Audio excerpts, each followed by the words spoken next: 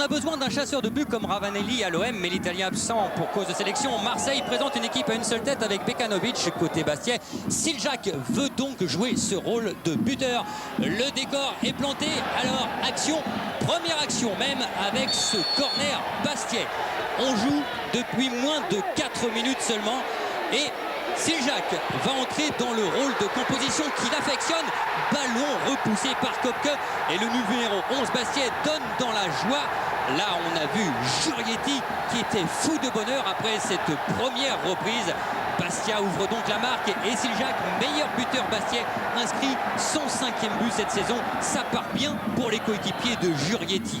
Les Corses sont invaincus à domicile, mais attention, on a vu... Mais attention aux Marseillais, on joue avec 5 milieux de terrain, avec un Serge Blanc très offensif et c'est lui qui allume la première mèche.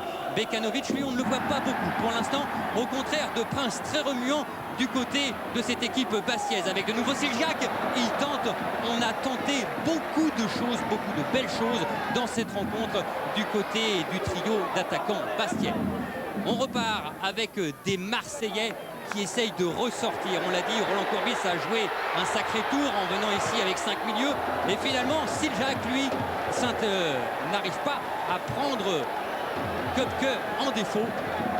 Köpke qui aura été à certaines occasions impériales. Coup franc, on connaît les coups francs dangereux de l'équipe marseillaise. Cette fois-ci, il est tiré par Laurent Blanc. Et c'est Durand qui réussit à sortir ce ballon. La frappe était cadrée et quand on pense qu'on a déjà marqué 3 coups francs directs du côté de Marseille, c'était là encore une fois très chaud. La dernière action de cette première période, elle est à l'actif de Prince. Il va trouver Sébastien Pérez pour une frappe de l'ancien Stéphanois. C'est terminé pour cette première période sur cette action de Sébastien Pérez. Alors, du sang frais, oui, avec Gravelaine et Titi Camara, lui qui n'a jamais perdu ici avec l'équipe lensoise. Mais pour l'instant, c'est Köpke qui va pouvoir se faire de nouveau des frayeurs car Jurietti est prêt à tirer. Il frappe une nouvelle parade sensationnelle. Les gardiens ont fait un super travail aujourd'hui, Jurietti également. La main était ferme du côté de Köpke. L'intervention marseillaise va l'être également avec Echouafni. Pour qui? Pour Titi Camara, lancé à 100 à l'heure. Il n'a pas été chanceux depuis le début de la saison. Et bien là, il réussit à égaliser. Titi Camara inscrit son premier but en championnat sous le maillot marseillais. Au propre comme au figuré, vous le voyez, Ravanelli fait des émules, ou plutôt un heureux, celui qui aura finalement récupéré ce maillot.